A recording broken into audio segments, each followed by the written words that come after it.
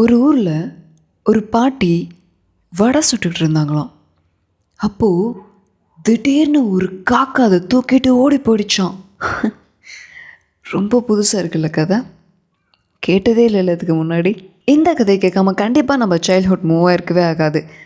நம்ம தாத்தா பாட்டி இல்லை, அவங்க தாத்தா பாட்டியே அவங்களுக்கு சொல்லியிருப்பாங்க இந்த கதையெல்லாம். ஆனால் அவங்களுக்கு அந்த கதையை யார் சொல்லியிருப்பா? இந்த கதை அப்படி எத்தனை வருஷம் பழமையான ஒரு கதையாக இருக்கும்? கிட்டத்தட்ட 2500 வருஷம் பழமையான ஒரு கதை தான் இந்த காக்கா வடையை தூக்கிட்டு போன கதை. இது எங்கே உருவானுச்சுன்னு தெரியுமா? தமிழ்நாடா? இந்தியாவா? இல்லைங்க, இது கிட்டத்தட்ட நம்ம ஜீசஸ் கிறிஸ்ட் பிறக்கிறதுக்கு 5 நூற்றாண்டுகளுக்கு முன்னாடி உருவான ஒரு கதை.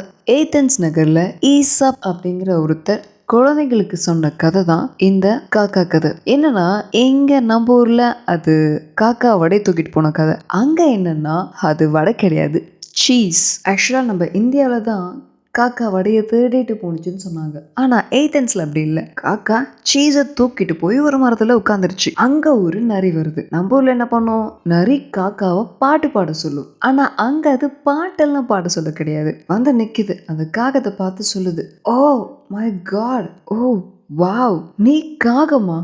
என்னால அதை நம்பவே முடியல. ஏதோ ஒரு நடனக்காரி தான் இங்க உட்கார்ந்துருக்காளோ அப்படின்னு நான் நினைச்சேன். இவ்வளோ அழகா இருக்க. காகம் எல்லாமே கருப்பு அப்படின்னு சொல்லுவாங்க, ஆனா உன்னை பார்க்கும் போது எனக்கு அந்த கருப்புங்கிற ஒரு ஃபீலே இல்ல. நீ ஏன் இவ்வளோ அழகா இருக்க? பார்த்துக்கிட்டே இருக்கலாம் போல இருக்கே அப்படின்னு சும்மா நரி அள்ளி விடுது. இதெல்லாம் கேட்டுட்டு நம்ம காக்கா அப்படியே சும்மா மெய் மறந்து அப்படியே பிளிஷ் ஆகி ஆட்டோமேட்டிக்காக அந்த சீஸை கீழே போட்டுருது. அப்போ நம்ம தலைவர் அதை எடுத்துட்டாரு. எடுத்தோடனே இங்கே காக்காக்கு பயங்கர கோவம் வந்துடுச்சு. என்ன பண்ணுற, நீ பண்ணது எவ்வளோ பெரிய தப்பு தெரியுமா, இதெல்லாம் ஏமாத்து வேலை அப்படின்னு ஒரே கோவமாக கத்துது. அதுக்கு நிறைய என்ன சொன்னுச்சுன்னா, ஏமாத்தது தப்பு தான், ஒத்துக்கிறேன். ஆனால் நீ பண்ணது மட்டும், நான் சொன்ன எல்லா பொய்களுக்கும் மதி வாங்கி அப்படியே சுய புகழ்ச்சியில் மெய் மறந்து போய் சீஸ் கீழே போட்டியே, இது அதை விட தப்பு இல்லையா அப்படின்னு சொல்லிட்டு சீஸ் எடுத்துட்டு ஓடியே போச்சு. அங்கேருந்து அந்த காகம் அப்படியே காலங்கள் கடந்து பறந்து அரபு நாட்டு பக்கம் வருது. அரபில் என்னன்னா, அந்த சீஸ் அப்படியே மீட்டாக மாறிடுச்சு. எஸ், ஒரு கறியை காக்கா தூக்கிட்டு ஓடி வந்து ஒரு மரத்து மேலே உட்காந்துடுச்சு. இங்கே வந்து அதோட அழகை பற்றிலாம் அது புகழ கிடையாது. அந்த நிறைய நிற்குது. காகத்தை பார்த்து, பா சுல்தான் எதுக்காக அரண்மனை விட்டு வெளியில் உட்காந்துருக்காங்க?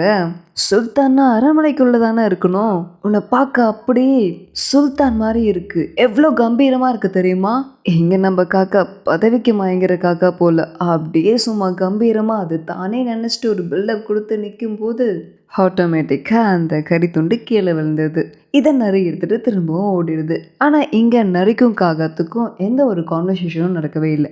இதெல்லாம் அப்படியே கடந்து தான் உள்ள நம்ம இந்தியாவுக்கு வருது. இதெல்லாம் வட இந்தியா பக்கம் இருக்கிறப்ப அந்த கறி அப்படியே மாறி சப்பாத்தியாக மாறுது. இங்கே என்னென்னா, அந்த அரபு நாடுகள் கிரேக்க நாடுகள்லாம் இருக்கிறப்போ காக்கா எடுத்துகிட்டு போச்சுன்னு தான் சொன்னாங்க. நம்ம இந்தியாவுக்குள்ளே வந்த பிறகு தான் அது காக்கா திருடிட்டு போச்சுன்னு சொல்ல ஆரம்பிச்சிட்டாங்க. அது ஏன் திருடுச்சுன்னு தெரில. வட இந்தியாவுக்கு அது சப்பாத்தியாக மாறினுச்சு. அது அப்படியே தமிழ்நாட்டுக்குள்ளே வந்தப்போ வடையாக மாறிடுச்சு. அதுக்கப்புறம் என்ன கதை, நம்ம ஊரில் என்ன நடந்துச்சுங்கிறது உங்களுக்கே தெரியும். இங்கே என்னென்னா, சுய புகழ்ச்சி.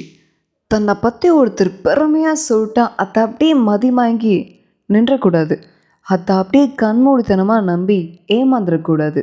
இதுதான் இங்கே நார்மலான ஒரு கருத்தாக சொல்கிறாங்க. அஃப்கோர்ஸ் அது உண்மைதான். நம்ம முன்னாடி நம்மளை பற்றி காம்ப்ளிமெண்ட்டாக யாராவது பயங்கரமாக பேசிட்டா ஆட்டோமேட்டிக்காக அவங்கள நம்ம நம்ப ஆரம்பிச்சிருவோம்.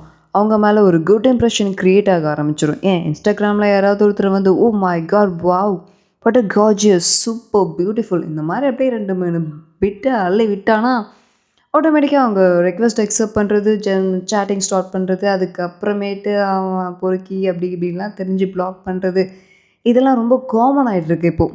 நம்மளை பற்றி நமக்கு தெரியும், நமக்கு எவ்வளோ ஸ்பெஷல் இருக்குங்கிறது எல்லாமே நமக்கு தெரியும். ஸோ இதை விட்டு தேவையில்லாத ஒருத்தருக்கு கொடுக்குற காம்ப்ளிமெண்ட்ஸ்க்கு நம்ம இம்ப்ரெஸ் ஆகி அதை அடிக்ட் ஆகி அவங்கக்கிட்ட பேச ஆரம்பித்து திரும்ப பிரச்சனை வந்து அதை நம்பி ப்ளா ப்ளா ப்ளா ப்ளா நிறைய இருக்குது. இதில் என்னப்பா இருக்குது? யாராவது காம்ப்ளிமெண்ட்ஸ் கொடுத்தா அக்செப்ட் பண்ணிக்கூடாதா? காம்ப்ளிமெண்ட்ஸ்னால் எல்லாருக்குமே பிடிக்கும் தானே. இதை அக்செப்ட் பண்ணக்கூடாதுன்னா, சாரி கைஸ், கொஞ்சம் பேக்ரவுண்டில் ஏதோ கிராக்கர்ஸ் வெடிச்சிட்ருக்காங்க, நாய்ஸாக இருக்கும். அட்ஜஸ்ட் கரோ ப்ளீஸ். இந்த காம்ப்ளிமெண்ட்ஸை ஏற்றுக்கக்கூடாதா? அதில் என்ன தப்பு இருக்குது அப்படின்னு எனக்கும் தோணுச்சு. உங்களுக்கும் தோணலாம்.